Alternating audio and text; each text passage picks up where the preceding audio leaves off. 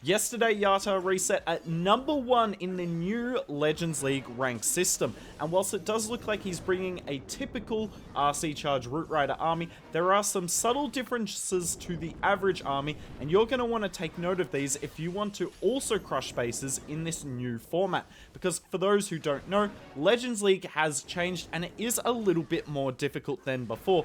They are on the legend setting, basically defenses do 20% more damage, your heroes do less damage, and the defensive heroes do more damage as well, which is making it consistently more difficult to 3-star. But it's not going to stop YATTA from getting 3 stars, as you see today. Now, one of the more interesting things is he is bringing the Giant Arrow. Now, most of the Root Rider players I've seen are not bringing the Giant Arrow. If there's an Invis Tower, they're just figuring out a way to deal with it along the way. You can do the Invis Skelly trick, is the most common one. But YATTA is bringing the Giant Arrow, so that means no magic mirror on that queen, but he's going to make it work. So the Giant Arrow activates the Invis Tower. Don't worry, I'm going to show you plenty of replays where there aren't Invis Towers, and he's still going to make the army work.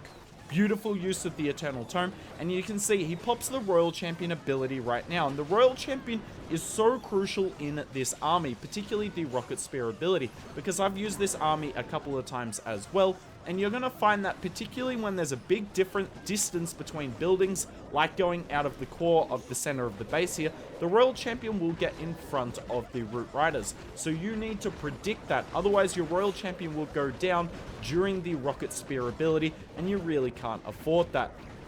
Thankfully, he mastered the ability here, and look at how many troops he still has up. This base is completely wrecked. But that's just the first base. I can't believe he took it down in less than 2 minutes. That is insanely quick for this attack strategy. Let's jump into the next one, and I'll break down the army more.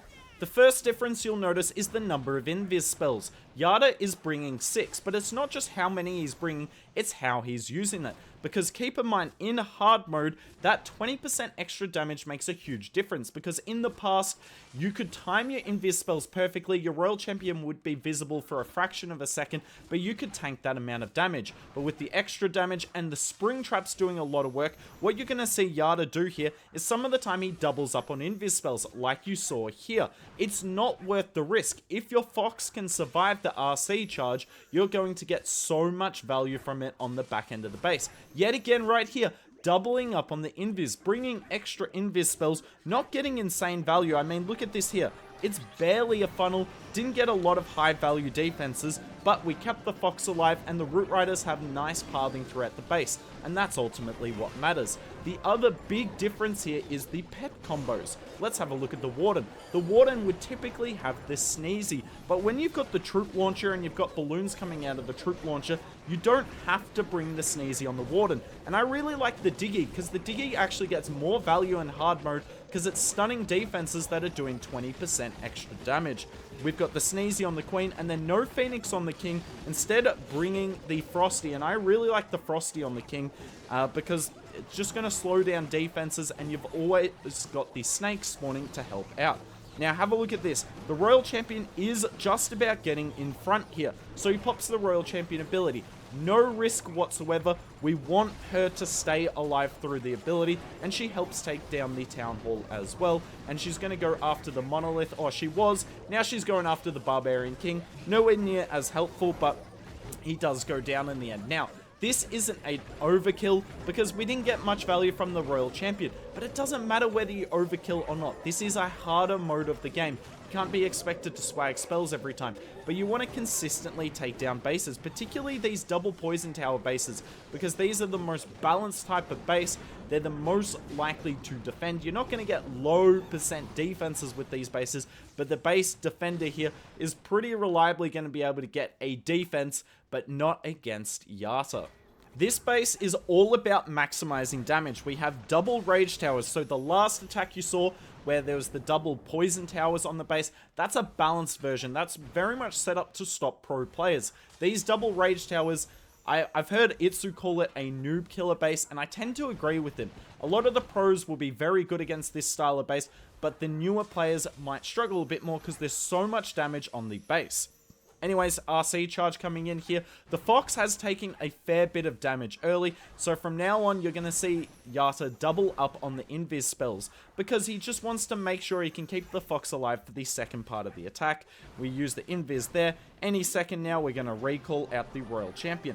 Now, I'm going to pause this for a second, because it looks like we've set up a funnel to enter from two directions. We could either enter with our Root Riders right here, or enter from the top side. But what YATTA does, and what I really like, is he goes, no, it's not about the funnel. I can use the Overgrowth spell to funnel the troops later in the attack.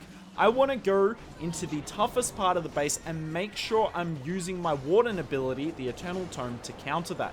So he goes into the toughest part of the base, the full stacked Rage Tower that hasn't been activated yet, and activates the Eternal Tome perfectly. The healers heal up all the Root Riders, and now we use the Overgrowth, and now our troops are staying together. You really can't afford the Root Riders to split up, because then obviously the healers get less and less value the more spread the troops are.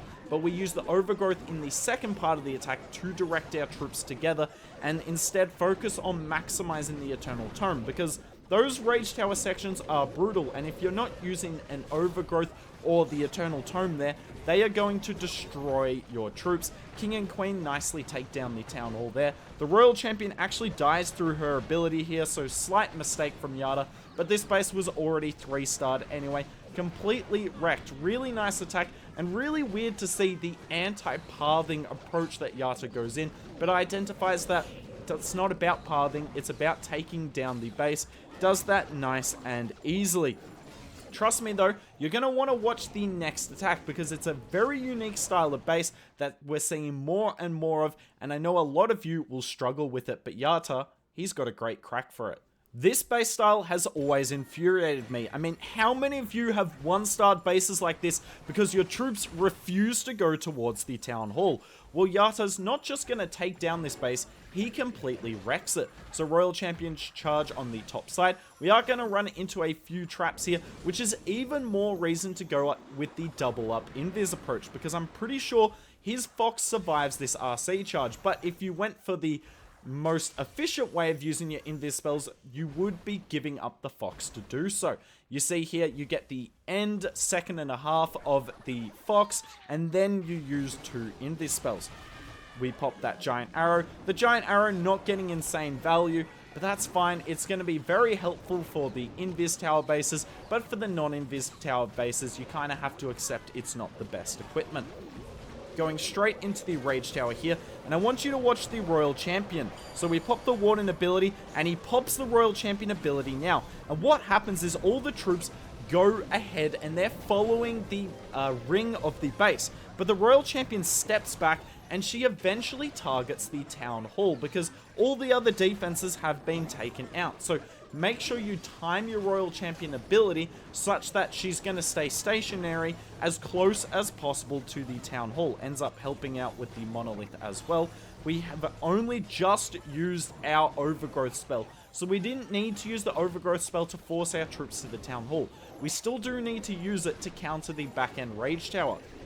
Notice how we keep a few defenses visible, because we don't want to make all the defenses in the Rage Tower invisible, because then the Rage Tower is still going to get its maximum effectiveness, whereas now, when this Rage Tower goes off, not all the defenses are going to be erased, because obviously we've taken some of them down. Spiky Ball didn't really get much value there, but it doesn't matter in the end. Look at how many troops are up. This isn't just 3-starred, it's completely wrecked. It's a base style I struggle with, I assume some of you struggle with as well, but you'll never struggle with it again if you do what YATTA did in this attack, mainly around the Rocket Spear.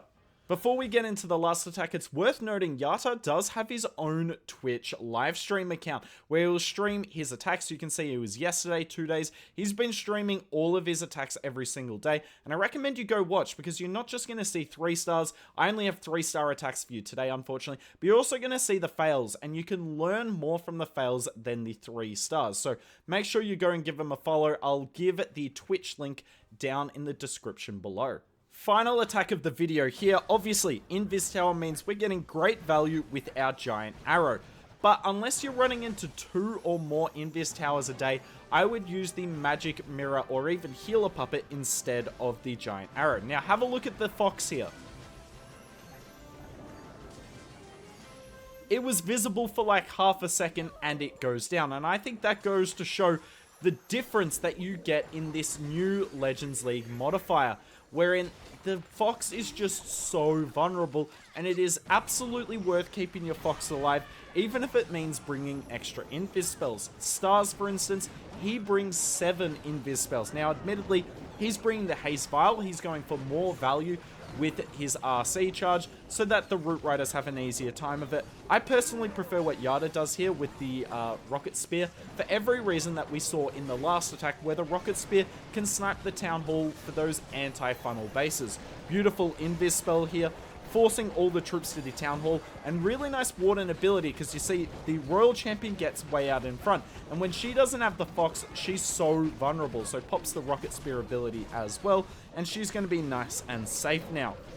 In terms of the King Hero equipment, I think there's no doubt that this is the best combination. Even if you don't have the Snake Bracelet maxed out, level 21, I would still go that over the Earthquake Boots, because you're using him on the outside of the base every single time. And for the Warden, I think when you're bringing this many invis spells, you need the Rage Gem. The Healing Tome is obviously nice, but I think the Healing Tome, particularly in these modifiers where there's more damage on the base, it's just getting outclassed by the Rage Gem, because the Rage Gem is helping your healers. And obviously, we've only got 1 Rage spell with this army. Now, you might be looking at this going, hey, Hook, this is a fail.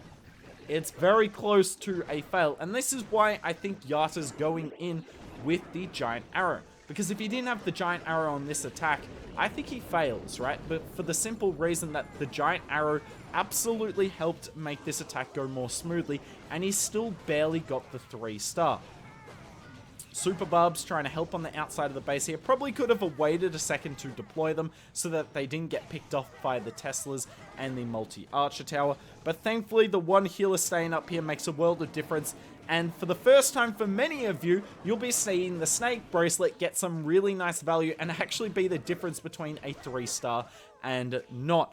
Anyways, congrats to YATTA on being rank 1 for a couple of days. He has dropped today. That's just how the early season works, but expect to see him nice and high up later in the season, particularly if he keeps attacking like this.